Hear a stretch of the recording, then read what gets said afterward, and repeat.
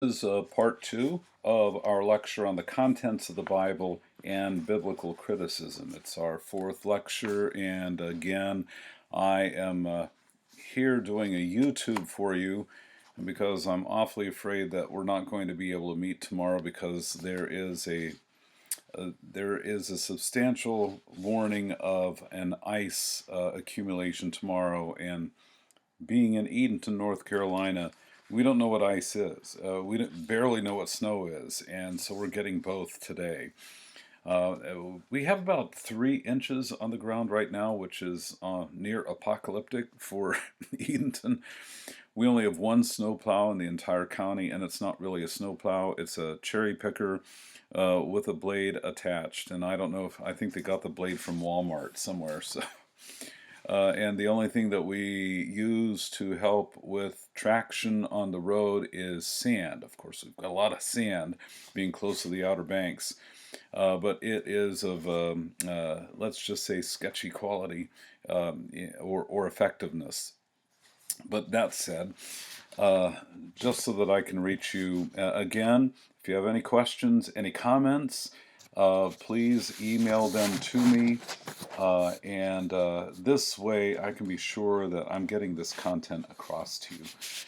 So let's look at, we've been talking about the differences between the Septuagint, Old Testament, which is based on the Greek, which in turn was based on an earlier Hebrew text, and the Masoretic text of Hebrew. Let's look at the differences in the Psalms, especially. The difference between translations that are based upon the Septuagint and those that are based on the Masoretic text are especially noticeable in the Psalms. Boy, is that true. Here is a comparison of various translations of Psalm chapter 17, verse 27 through 28. That is the Septuagint numbering. And the Masoretic numbering, which is different through most of the Psalms, the Masoretic numbering of this particular Psalm is chapter 18, verses 26 and 27. Here is the Greek text from the Brenton edition of the Septuagint in 1851. And it goes like this. Pardon my Greek pronunciation. And by the way, I do not know how to read Greek in its contemporary pronunciation. I was taught Homeric and Attic Greek, and so you're going to have to just put up with that pronunciation. Kai meta eklektos esse. Kai meta streblu diastrapses hatisleon tapenon soses kai ophthalmos uperphanon tape noses. You can tell I'm really fluent. Now, how does Sir Lancelot Brenton, who did that Septuagint edition from 1851, how did he translate that into English? And this is included as a parallel column opposite the Greek text in his Septuagint edition. He says that's translated into English as, "And with the excellent man thou wilt be excellent, and with the perverse thou wilt show frowardness.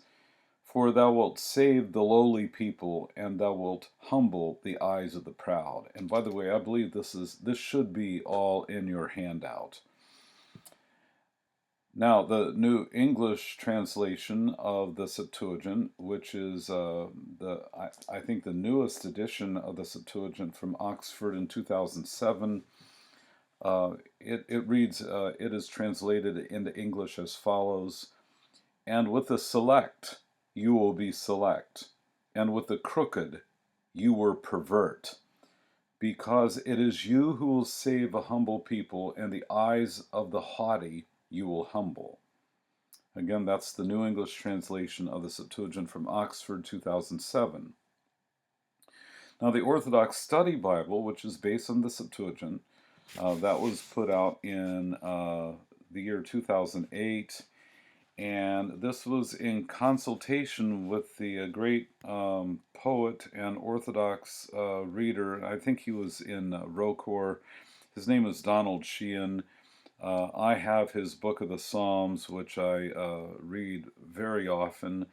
Donald translates that verse this way: with the elect you will be elect, and with the crooked you will be crooked.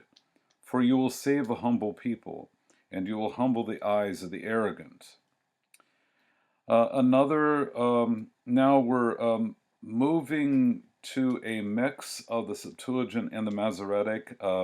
Miles Coverdale did one of the first decent English translations during the English Reformation. This is Miles Coverdale from the year 1535. With the elect thou shalt be elect, and with the froward thou shalt be froward. For thou shalt save the humble, and thou shalt bring down the high looks of the proud. Now let's move mostly into the Masoretic with the King James Version. And this is with the pure thou wilt show thyself pure, and with the froward thou shalt show thyself froward, for thou wilt save the afflicted people, but wilt bring down high looks. Again, that's very similar to the Coverdale version. Now the New American Standard Bible, that's that wooden translation I was talking about, and that's all Masoretic. And this is from the year 1960. With the pure thou dost show thyself pure, and with the crooked thou dost show thyself astute. For thou dost save an afflicted people, but haughty eyes thou dost abate. See, there's a little bit of a difference in meaning there. The next one is from the New International Version. That's that evangelical translation I told you about, and this is from it says 1986 there, but I could swear that it really ought to be 1979, because I remember when it came out, and it wasn't 1986. This is how our friends at the New International Version, I dislike this translation so much that my friends and I at seminary called it the New Interplanetary Version. That's neither here nor there. To the pure you show yourself pure, but to the crooked you show yourself shrewd. You save the humble, but bring low those whose eyes are haughty. Then here's the New English Bible. That's mostly Masoretic, but they often consulted with the Septuagint. This is from England, and this is, I believe, from largely the Church of England. And this is from 1970, and again, I have a soft place in my heart for this translation. This was the first, I got this Bible as a birthday present because it was the first Apocrypha that I ever saw, and that's the first time I read Tobit, and read all about the hero whose name was Tobias. So this is the New English Bible. With the savage man thou showest thyself savage, and torturous with the perverse. Thou deliverest humble folk, and bringest proud looks down to earth. Not bad. Then here's the Jerusalem Bible from the Vulgate and the Masoretic text, and that this is done the English one was done in 1966. It reads, "You are pure with the one who is pure, but crafty with the devious. You save a people that is humble, and you humiliate eyes that are haughty." Not a totally different meaning, but definitely some changes are going on. And then here is the Revised Standard Version, which, as I said, is Masoretic, but also consultation with the Septuagint. And this is from 1973. With the pure thou dost show thyself pure, and with the crooked thou dost show thyself perverse. For thou dost deliver a humble people, but the haughty eyes thou dost bring down. Interesting. The difference between these two strands of translation, either Septuagint or Masoretic, are differences of meaning and even of theology. The reliance of the Greek fathers on the Septuagint is exemplified in this commentary of the psalm in question from Athanasius the Great. No, I'm sorry, Athanasius of Alexandria. Yeah, that's Athanasius the Great. Here is his commentary on Psalm 17. This is really interesting stuff. He writes, "You justly vouchsafed me your blessing because you are just. With the blessed you can be blessed. For if I were to abide in sin, I would give myself over to utter corruption. Thus I know that you are truly the great judge, for you have to pronounce your judgment upon me according to my sin. But insofar as I keep to your paths, so you, who are blessed in the saints and blameless with the blameless, did not keep your gaze on my transgressions from what is right, which for a time I was guilty of, but you rendered your judgment to me for the life I led afterwards, and for the deeds which I accomplished in righteousness." So obviously, this commentary of Athanasius could only have been made on the Septuagint meaning, not that of the Masoretic. And you can do your own comparisons in these translations from both the Septuagint and the Masoretic strands, and you can take a look at the differences, and there are many. Let's look now at the contents and the order of the New Testament.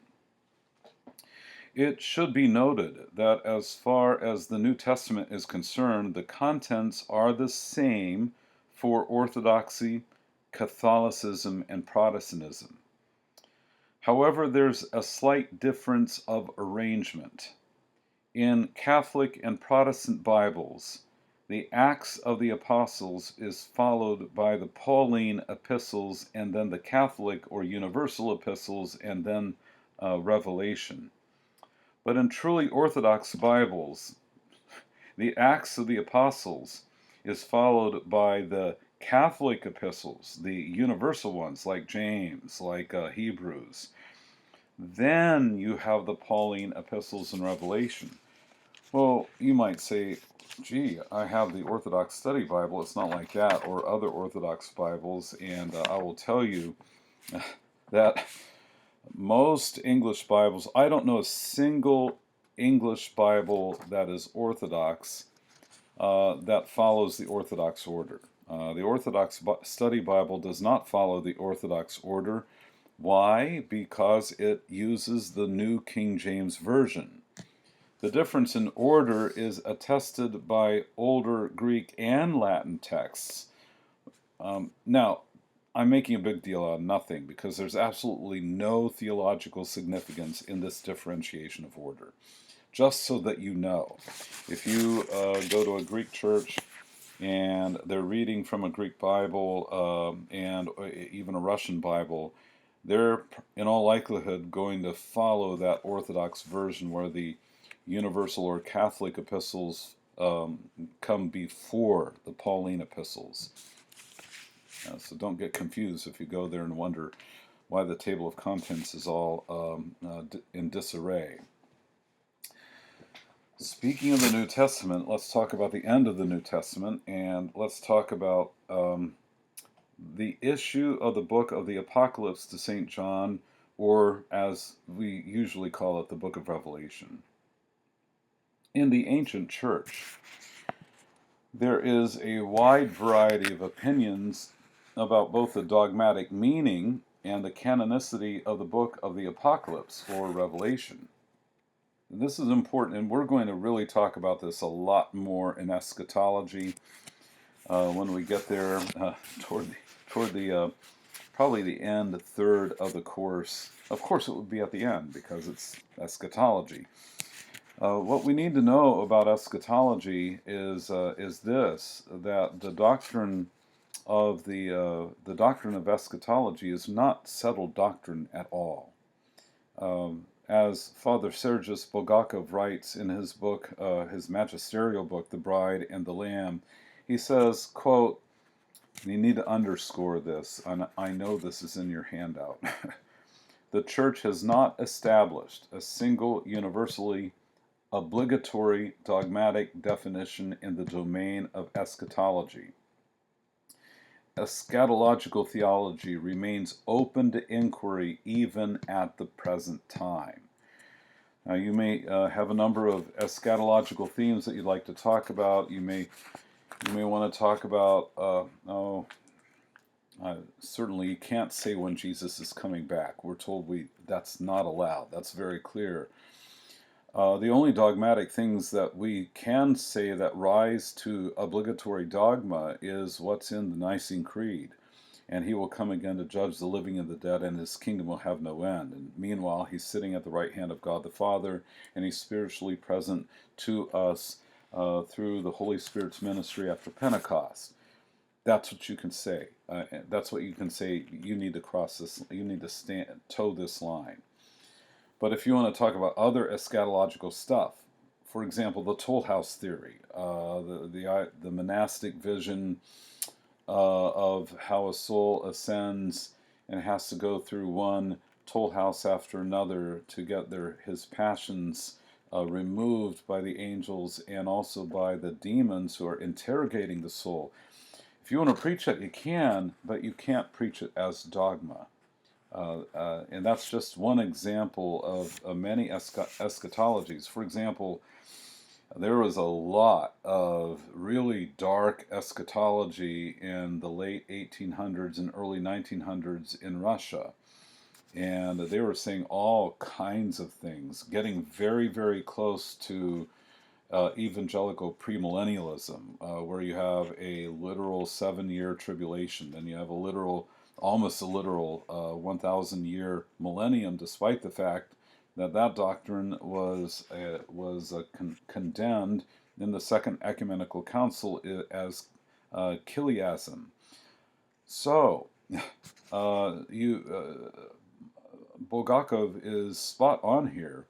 Eschatological theology remains open to inquiry. It is not a closed book.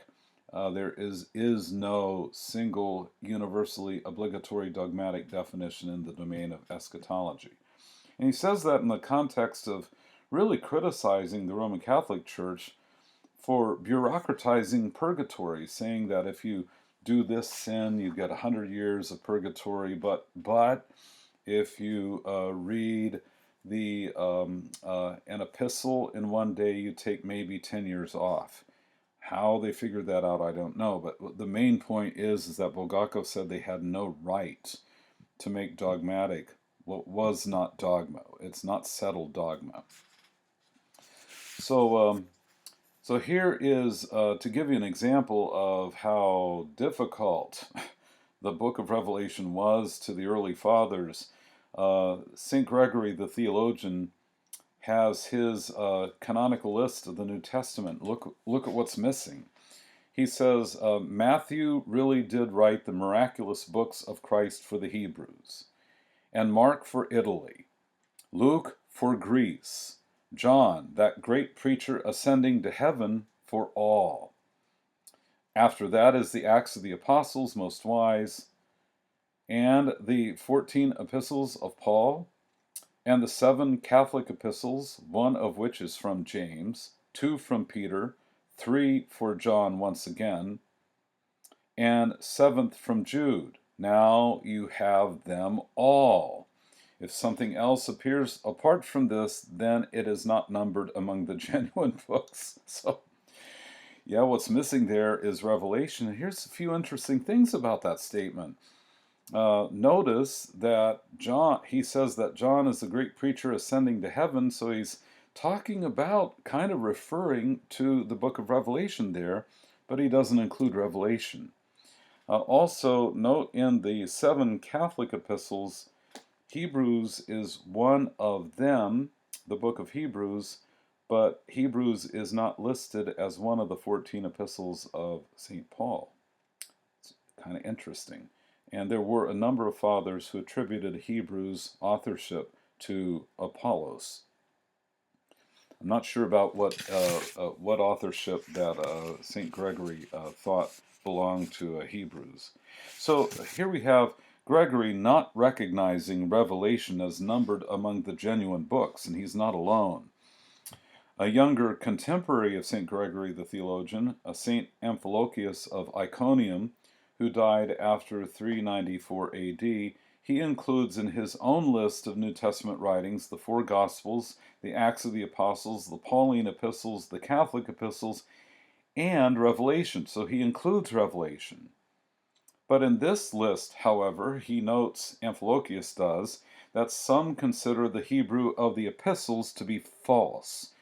And he says that others maintain that among the Catholic epistles, really only James, 1 Peter, and 1 John should be accepted as Catholic epistles. Concerning Revelation, Amphilochius says straight out, he says, some accept it, but the majority consider it false. That's really interesting. So the majority of his peers at that time in the late 4th century or the 300s, Amphilochius says, hey, the majority consider it false. So even he acknowledged that the canonicity of Revelation was on, at that time, shaky ground. So that's the content of the New Testament and the Old Testament. We talked about the Masoretic text, and we talked about the Septuagint, and we talked about the problem of Revelation. Now, let's really shift gears and go into the important topic of biblical criticism. What in the world is that? Biblical criticism is this. It is the science of the provenance, which means the origin and the sourcing.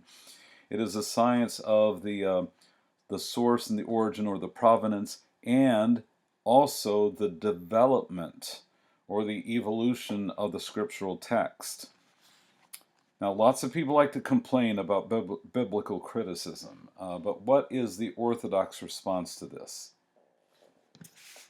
Some say that this whole discipline ought to be rejected, since it is a product of primarily a Protestant and rationalistic discipline. And I'm sure you've read Bulgakov in the Orthodox Church talk about that very issue. And certainly, there is much in the history of biblical criticism, starting in the 1840s, that's just outright atheistic. I'll tell you that right now. However, should we reject it? Absolutely not, because there's a lot of profit and benefit that we can gain from the discipline of biblical criticism. Why is this erroneous? Well, I'll tell you right now, there is no one generally accepted biblical text in the Orthodox tradition. We just went through the differences between modern language translations and older texts. And there is a whole, and I'm sure that Father Bachowski will go over this with you in his New Testament classes.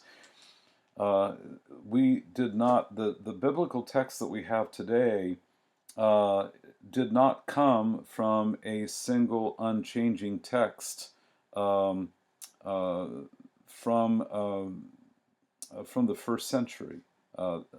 It was copied, and it was transmitted, and it was copied by scribes and sent off in various locations, and then these various locations like Alexandria, Jerusalem, like Antioch, like even further in Mesopotamia, like up in Rome then, and then in Western Europe.